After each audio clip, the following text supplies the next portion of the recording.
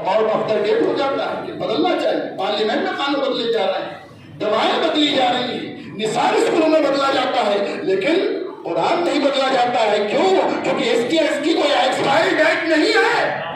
یہ دوائی نہیں ہے جو بدل جائے, یا دوسری دی جائے یا تیسری دی جائے, کیونکہ ڈاکٹر جو ہے دوائی اپنے تجربے کی بنیاد پر بدلا کرتا ہے, رپورٹوں کی بنیاد پر بدلا کرتا ہے. اللہ نے جو مرض دیا ہے اس کے لیے شفا بھی دی ہے, وہ عالم الغیب ہے, وہ جانتا ہے کس مرض کے اندر کیا دوا شفا کرے گی. قیامت تک کے لیے, روحوں کی اصلاح کے لیے, بدن کی اصلاح کے لیے اللہ نے نسخہ دے دیا ہے. اس نسخے کا نام قرآن ہے. کبھی کسی نے آواز لگائی امام صاحب کو, امام صاحب بہت دن ہو گئے علم شریف سنتے سنتے طبیعت بڑھ گئی. بتائیے, کسی نے کہا طبیعت کیوں نہیں بڑھتی؟ ایک واقعہ آپ سن لیجئے, دوبارہ سنیں گے, تھوڑا اور سنیے, تیسری بار سنیں گے, پھر بوجھل ہو جائے. ایک اسٹوری کب تک سنتے رہیں, ایک کہانی کب تک سنتے رہیں؟ ہر انسان کی طبیعت جو ہے بوجھل ہو جاتی ہے. کوئی کتاب آپ پڑھ لیجیے, بڑے پڑھے لکھے لوگ یہاں موجود ہیں, اسکولوں میں پڑھا ہوگا, یونیورسٹی میں پڑھا ہوگا, ہسٹری کی کتاب اٹھا لیجیے, بھگول کی کتاب اٹھا لیجیے, سائنس کی کتاب اٹھا لیجیے, جغرافیہ اٹھا لیجیے. کوئی کتاب ایک بار پڑھ لیں, دو بار پڑھ لیں, تین بار پڑھ لیں, اس کا پڑھنے کی طبیعت نہیں ہوگی. اور ہمارے بچے تو ایک بار ہی پڑھنا نہیں چاہتے, بولا معلوم ہے, لیکن چند بار پڑھنے کے بعد کتاب کو اٹھانے کی طبیعت نہیں ہوتی. لیکن یہ کیسے قرآن ہے کہ جتنے بار پڑھا جا رہا ہے لذت اتنی بڑھتی جا رہی ہے, لذت اتنی بڑھتی جا رہی ہے. کیوں؟ کیونکہ اس لیے یہ بندوں کا کلام نہیں ہے, یہ ہمارے رب کا کلام ہے. اس سے طبیعت نہیں بن سکتی. یہ روح کی غذا ہے, یہ بدن کی غذا ہے, لہذا اس سے تعلق مضبوط کیجیے, قرآن کے حق ادا کیجیے. اور قرآن کے 5 حق ہیں. ابھی آپ نے سنا قرآن کا حق ہے نا. پہلا حق کیا ہے؟ اس کو اللہ کا کلام ماننا, کہ یہ بندوں کا کلام نہیں, یہ اللہ کا کلام. قرآن کا دوسرا حق یہ کیا ہے کہ آپ اسے پڑھیں. تیسرا حق کیا ہے کہ آپ اسے سمجھیں, جتنا سمجھنے کی کوشش کریں. کسی عالم کے پاس جائیے, امام صاحب کے پاس جائیے جو عالم ہو, قرآن کو سمجھنے کی کوشش کیجیے. اور قرآن کا چوتھا حق کیا ہے کہ آپ اس پر عمل کریں. اور قرآن کا 5واں حق یہ ہے کہ دوسروں تک پہنچائیں. قرآن جب تک سمجھیں گے نہیں تو پہنچا نہیں سکتے, تو لہٰذا جتنا سمجھ رہے ہیں اتنا پہنچانے کی کوشش کیجیے. اب قرآن کو تو آپ سمجھنے کے لیے مدرسوں میں داخل ہونا پڑے گا, عربی سیکھنا پڑے گی, اس کے جو ہے بلاغت, نحو و صرف سیکھنا پڑے گی, اور اس کے تو کام چلے گا نہیں. ترجمہ جس نے جیسا کر دیا آپ ایسا ہی میسے سمجھ لیں. تو اس کے لیے ضروری جو ہے کہ فقہ حنفی کو, جو قرآن کا خلاصہ ہے, قرآن کا مرض ہے, قرآن کا نچوڑ. اب آپ بتائیے کہ آپ گئے, مثال کے طور پر سنیے, آپ نے کبھی بھی روٹی چاہیے, بھوک لگ رہی ہے, تو جائیے بھی پہلے بیج لے کے آئیے. آپ بیج لے کر آئے, موسم میں جائے, کھیتی میں آپ نے ڈالا, کھیتوں کے اندر آپ نے بیج ڈالا, پانی دیا, 4 مہینے تک آپ نے جو ہے اس کے اندر بہت دیکھ بھال کری, اور بالی نکل کر آئی. اب آپ نے اسے کاٹا, اس کے گیہوں نکالے, پھر چکی پر پسانے گئے, پھر آپ نے کیا کیا, آٹا بنایا, پھر اس کے بعد آپ نے اس میں پانی ڈال کے گھوندا, پھر توے پر روٹی بنائی. کتنی مدت لگے گی؟ ہر آدمی کر سکتا ہے کہ روٹی کھانے کے لیے اتنا طویل سفر کرے. وہ تو اتنا ایڈوانس ہو گیا ہے, وہ چاہتا ہے گھر میں روٹی نہ ملے ہوٹل سے مل جائے جلدی جلدی. زمانہ تو یہی ہے نا, جیسے جلد مل جائے, محنت کم کرنا پڑے, اور تمام چیز پکی پکائی مل جائے, بغیر دھوئے کی ترکاری مل جائے, محنت نہ کرنا پڑے, یہ تو کام کرے گا. اور آپ سے کیا ضروری ہے کہ آپ بیج ڈال رہے ہیں تو کھانا ہو گیا. کھیتی کے جو اصول بھی تو ہوا کرتے ہیں, کسان کر لیتا تو ہر کام کام کر لے. درزی اگر کپڑا سی لیتا ہے, جسے کپڑا سینا نہیں آتا وہ سینے کا کپڑا. لوہار ہے, وہ دروازہ بنا رہا ہے, آپ کو بنانے, آپ خود دروازہ بنائیں گے, بنا لیں گے نہیں, آپ کو بنایا چاہیے, ماہر چاہیے.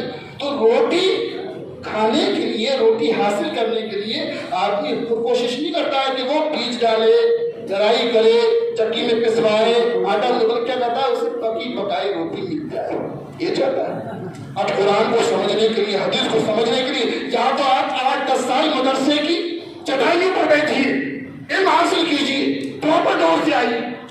کیونکہ ڈاکٹر کو بھی اجازت نہیں ہوتی ہے کہ آپ نے جو ہے صرف انگریزی سیکھ لی اور سرچ کر کے آپ نے بخار میں کون سی دوائی دینا چاہیے وہ سرچ کر کے آپ بیٹھ جائیں اور آپ میڈیکل کھول لیں یا کلینک کھول لیں؟ نہیں کھول سکتے. اس کی پوری تعلیم حاصل کرنا پڑتی ہے کہ بھائی خالی اس دوا کو دینے سے سائڈ افیکٹ بھی ہوتی ہے، غلط اثرات بھی تو ہوتی ہیں. ایک جانکار آدمی سے آنکھیں دکھاتے ہیں اور ہر چیز کا الگ الگ ڈاکٹر موجود ہے. آنکھیں اسپیشلسٹ کو دکھانے جائیں گے کہ آنکھوں کا ڈاکٹر کون ہے، کانوں کا ڈاکٹر کون ہے، ہڈی کا کون ہے، دل کا کون ہے، دماغ کا کون ہے. ہر اہل غیر سے علاج نہیں کراتے ہیں کیونکہ اس میں جان کا خطرہ ہے. لہذا ہر اہل غیر سے اگر قرآن حاصل کرو تو اس میں ایمان کا خطرہ ہے. ایمان ضائع کرنا چاہیے. ایمان تباہ کرنا چاہتے ہو، ایمان ضائع کرنا چاہتے ہو تو ہر حمل شمار سے، ہر کلینک سے دوائی لینے دو. لیکن اگر ایمان سلامت لینا چاہتے ہو تو قرآن و حدیث کے ماہر سے قرآن سمجھو. قرآن و حدیث کے ماہر سے قرآن سمجھو. یا خود پڑھنے چلے جاؤ، کوئی پابندی نہیں ہے. علماء کی قرآن پر اجارہ داری نہیں ہے، ٹھیکیداری نہیں ہے. جتنی پیسوں میں آج آپ اپنے بچے کو انجینئر بناتے ہیں، ڈاکٹر بناتے ہیں، معمولی خرچ ہوگا اپنے آپ بچے کو عالم بنا سکتے ہیں. کوئی خرچ نہیں ہوگا. نہ وہاں کورس پر لے جائیں گے، نہ وہ ڈریسیں ہر سال چینج ہوں گی، نہ ہر سال نصاب چینج ہوگا، نہ وہاں ٹیوٹر لگانا پڑیں گے. ہزاروں پیسہ خرچ کر کے آپ ایک انسان بناتے ہیں. لیکن ہمارا مدرسہ کیا دے رہا ہے؟ دروازہ کھلا ہوا ہے، ہر گھر کے اندر عالم پیدا ہو سکتے ہیں. آپ کے 4 بچے ہیں، ایک بچہ دین کے لیے وقف کر دیجیے، اپنے گھر کے اندر عالم پیدا کیجیے، مفتی پیدا کیجیے. کوئی خرچ ہی نہیں ہے. اور خدا کی قسم اس کی زندگی آپ کی دنیاوی لڑکے سے زیادہ اچھی ہو جائے گی. کیا نہیں ملے گا اسے؟ عزت اسے ملے گی، عظمت اسے ملے گی، رتبہ اسے ملے گا، مقام اسے ملے گا. ہم اس لیے تو کہتے ہیں کہ دیکھو سب دینا عزت اللہ کے ہاتھ میں ہے. آپ مستقبل سنوارنے کے لیے سینکڑوں روپیہ خرچ کر دیتے ہیں، لیکن وہی بیٹا ڈاکٹر بننے کے بعد، انجینئر بننے کے بعد، بڑے عہدے پر پہنچنے کے بعد آپ کی عزت نہیں کرتا ہے. لیکن ایک حافظ قرآن، ایک عالم جتنی ماں باپ کی عزت کرتا ہے تو پتا ہے کہ ماں باپ کا کتنا بڑا مرتبہ ہے. آپ جانتے ہیں ماں باپ کا کتنا بڑا مرتبہ ہے. اللہ نے اپنی عبادت کے بعد اگر کسی کا ذکر کیا ہے تو ماں باپ کے ساتھ حسن سلوک کا کیا. آج ہم بچے نوجوان موجود ہیں، ذرا سی پریشانی آتی ہے تو جگہ جگہ جاتے ہیں، دعا لیتے ہیں، دوا لیتے ہیں، بڑے بڑے علاج کراتے ہیں، پھوک پھاک کراتے ہیں. لیکن گھر کے اندر جو بڑے ماں باپ ہیں ان کی دعائیں نہیں لیتے.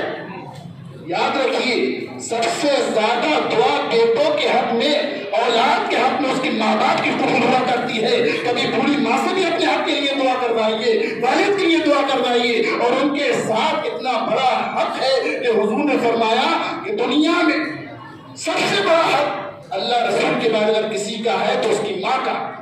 3 بار فرمایا ماں کا اور 4تھی بار فرمایا باپ کا. زمانے میں جتنے بھی رشتے دار ہیں، تعلق کرنے والے ہیں، وہ آپ کے اپنے ہوں یا نہ ہوں، آپ کی ترقی سے خوش ہوں یا نہ ہوں، لیکن ماں باپ ایسی ہستی ہے کہ بچہ جتنی ترقی کرتا ہے، جتنے عہدے پر پہنچتا ہے، ان کے دل سے دعائیں نکلتی ہیں. وہ اپنے بچے کا عروج دیکھنا چاہتے ہیں کہ میں رکشہ چلانے والا ہوں تو میرا بچہ آفیسر بن جائے. تو بتاؤ آپ کی ترقی سے جو سب سے زیادہ خوش ہونے والے ہیں وہ آپ کے ماں باپ ہیں. اور کوئی اتنی بڑی خوشی نہیں ملتی ہے. لیکن ہم انہیں کا دل دکھا کے کیا کرنا چاہتے ہیں؟ سب سے بڑے ماں باپ کی خدمت کیجیے. باپ جو جنت کا دروازہ ہے اور ماں جو ہے اس کے قدموں کے نیچے جنت ہے، اس کے قدموں کے نیچے جنت ہے. کیوں؟ کہ حضور نے فرما دیا کہ اللہ کی رضا باپ کی رضا میں ہے اور اللہ کی ناراضگی ماں باپ کی ناراضگی میں ہے. جو جنت اگر چاہتا ہے تو اپنے ماں باپ کو راضی کرے، اپنے ماں باپ کو خوش کرے. اور اگر اس کے ماں باپ فوت ہو چکے ہیں تو قبر پہ جا کر یہاں مسجد میں بیٹھ کر ان کے لیے دعائیں کرے. انشاءاللہ اس کی زندگی اور آخری زندگی، قبر کی زندگی سب کامیابی والی گزرے. آج بتائیے ہم ماں باپ کے ساتھ کیسے سلوک کرتے ہیں؟ ماں باپ کے ساتھ حسن سلوک کرتے ہیں یا نہیں کرتے؟ نہیں کرنا چاہیے، ان کی خدمت کرنا چاہیے. دوستوں پر ہزاروں روپیہ خرچ کر دیتے ہیں لیکن کبھی شکن نہیں آتی. لیکن اگر بڑی ماں نے کچھ پیسے مان لیے تو جھلک جاتی. ارے بتائیے کیسے پیدا ہو گئے، کیسے خدمتیں کی ہے ماں باپ نے؟ ذرا اندازہ تو لگائیے. آج بخار بچے کو آ جاتا ہے، ماں باپ کا کھانا پینا چھوٹ جاتا ہے، راتوں کی نیند چھوٹ جاتی ہے. وہ ماں کتنی قربانیاں دی ہیں آپ کے لیے. جب سوچا کہ تصور کیا ہے ماں باپ سے زیادہ کوئی قربانی اپنی اولاد کے لیے نہیں دیتا ہے. ماں باپ ایسا پل ہے جس پر چل کر تم نے زندگی کے مراحل طے کیے ہیں, جس پر چل کر تم نے جو ہے زندگی کی ترقیاں طے کی ہیں, آج انہیں کو بھول گئے. ماں باپ کے ساتھ اس نے ضرور کی, دوستوں کے ساتھ اچھا برتاؤ کر رہے ہیں, زمانے کے ساتھ اچھا برتاؤ کر رہے ہیں. اگر گھر میں گھس رہے ہیں تو سب سے زیادہ برا برتاؤ ہم ماں باپ کے ساتھ کر رہے ہیں. پھر چاہتے ہیں رب ہم سے راضی ہو جائے, رب ہم سے خوش ہو جائے. تو مسلمان بھائیوں, اللہ رسول کے بعد اگر سب سے زیادہ خدمت کرنا ہے, سب سے زیادہ اچھا سلوک کرنا ہے تو اپنے ماں باپ کے ساتھ کیجیے. پورے ماں باپ کی خوشی میں اللہ کی رضا ہے. اور بعض حدیث میں آتا ہے کہ اولاد اگر محبت کے ساتھ اپنے ماں باپ کو نظر دیکھتی ہے تو اللہ حج عمرے کا ثواب عطا فرماتا ہے. تو لہذا جنت ہماری گھر کے اندر ہی موجود ہے. ہم بازاروں میں تلاش کر رہے ہیں, ہم شہر عام میں تلاش کر رہے ہیں, دوسری جگہوں میں تلاش کر رہے ہیں. کبھی اس بڑی ماں باپ جو جنت گھر کے اندر موجود ہے اسے راضی کر کے دیکھو, خدا کی قسم دل کو بڑا اطمینان اور سکون ملے گا. اللہ تبارک و تعالیٰ اس رمضان کے مہینے میں ہمیں برکتیں عطا فرمائے, رحمتیں عطا فرمائے. ہمارے ماں باپ جو جا چکے ہیں ان کی بخشش فرمائے, جو موجود ہیں ان کی خدمت کرنے کی ہمیں توفیق عطا فرمائے, قرآن کا عامل بنائے اور قرآن کا صحیح معنی میں چلنے کی توفیق عطا فرمائے. آمین. وآخر دعوانا الحمدللہ رب العالمین.